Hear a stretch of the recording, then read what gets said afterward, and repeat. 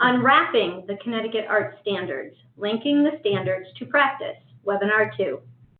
Thank you for joining us on this recorded webinar that will provide districts important information pertaining to the incorporation of the Connecticut Arts Standards and the work of the model districts. I would like to introduce the voices behind this webinar. I am Dr. Melissa Wlodarczyk-Hickey from the State Department of Education. I am currently the Reading Literacy Director and the Director of the Academic Office. Joining me today are Jill Goldberg. Jill was the K-12 Fine Arts Coordinator in the Vernon Public Schools and is currently an Arts Education Consultant.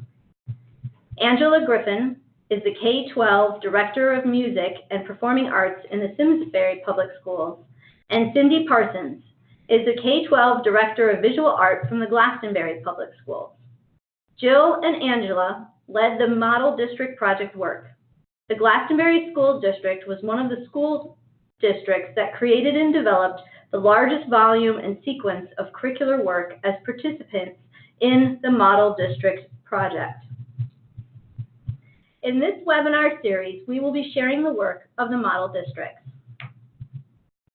Jill, Cindy, Angela, and I have created this series to assist schools and districts in better understanding the history and background of the Connecticut Arts Standards and Connecticut Arts model curricular work, building an understanding of the Connecticut Arts Standards and the required instructional shifts to implement, and engaging in a process of creating standards-based curricula, instructional materials, and resources.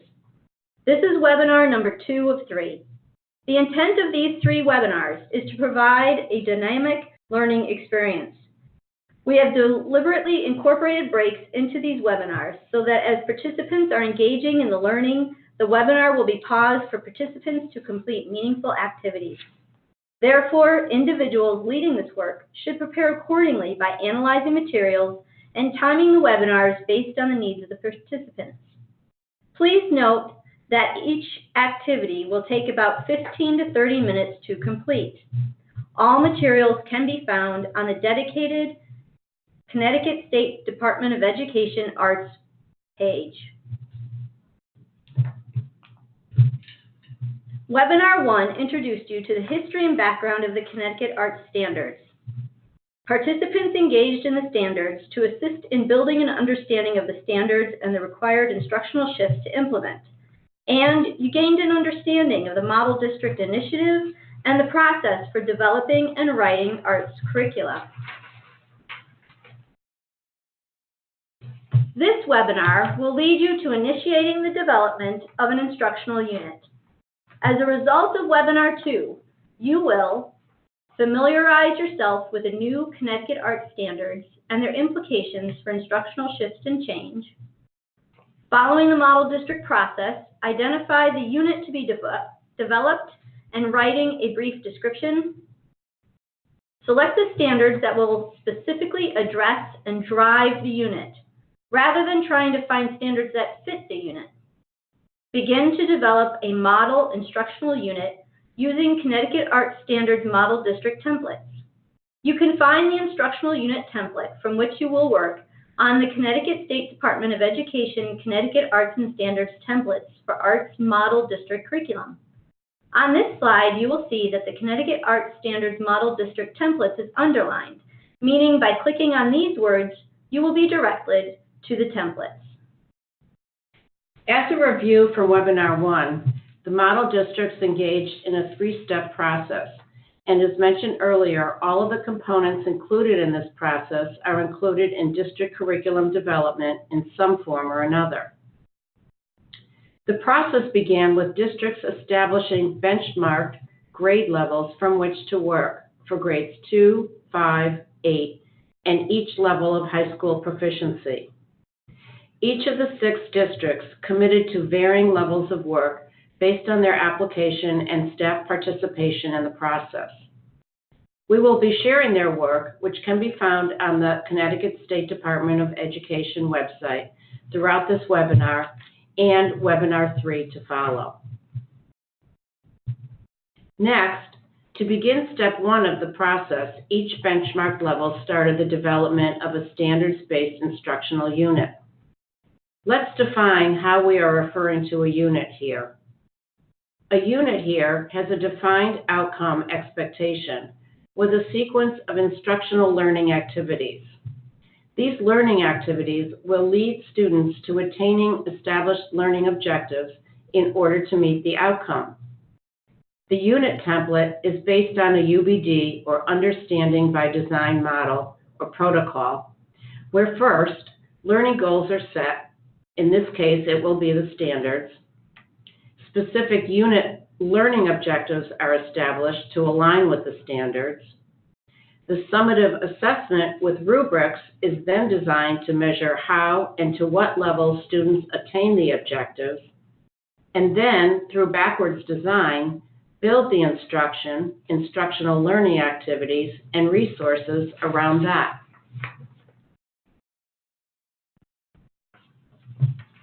Using the instructional unit template on the Connecticut State Department of Education link website, we will begin the process of developing an instructional unit.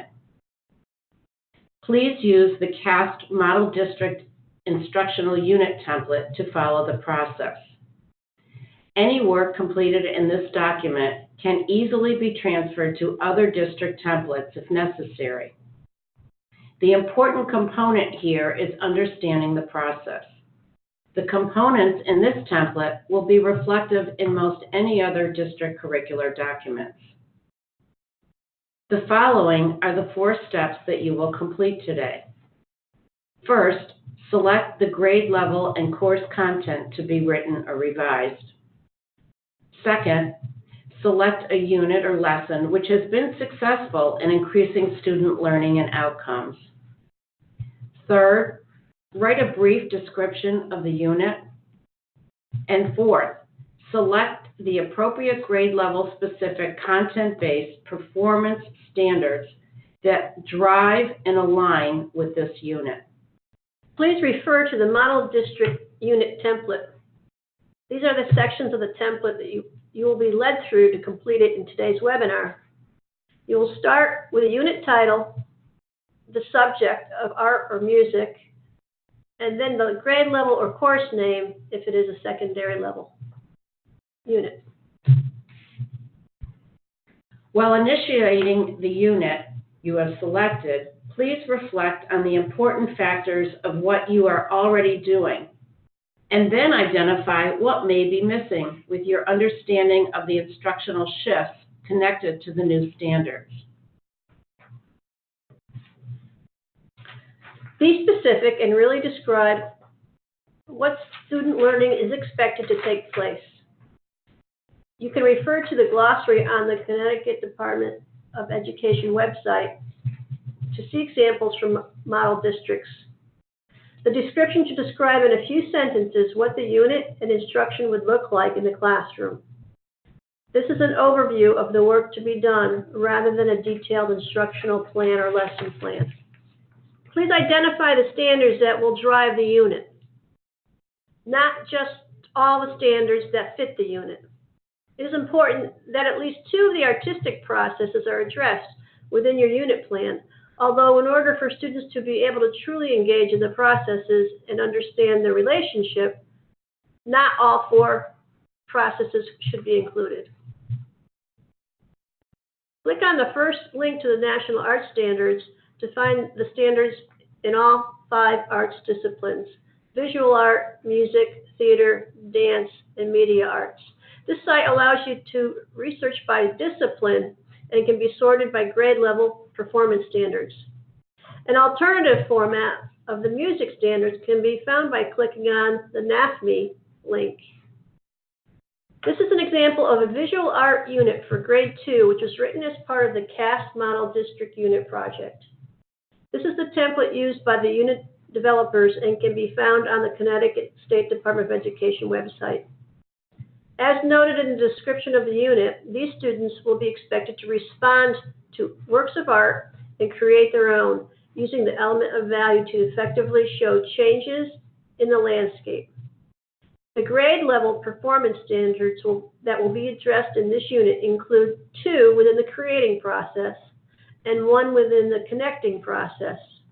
Remember to try to include standards that reflect 2 or 3 of the artistic processes. This is a second example of a unit written for visual art, which is for grade 8 art class, which focuses on responding to masterworks and developing original artwork that will communicate students' personal ideas and experiences. Suggested artists and styles are considered part of the common content learned within the district, but teachers have the freedom to introduce additional works by other artists as well to support their instruction. The performance standards addressed in this unit fall within the creating and responding processes.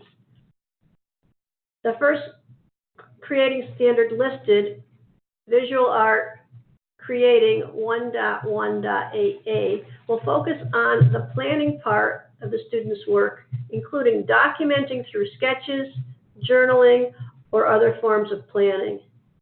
The second creating standard here, visual arts creating 1.2.8a, refers to collaborative investigation, which is one of the student experiences within the instruction of this unit.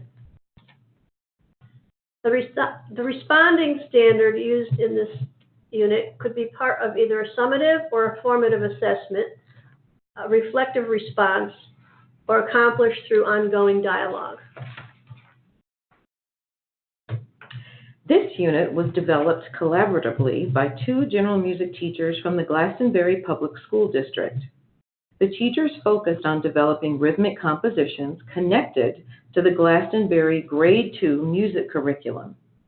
Students are ready to begin this unit when they have shown proficiency in speaking, decoding, improvising, reading, and writing with quarter notes, eighth notes, and quarter rest.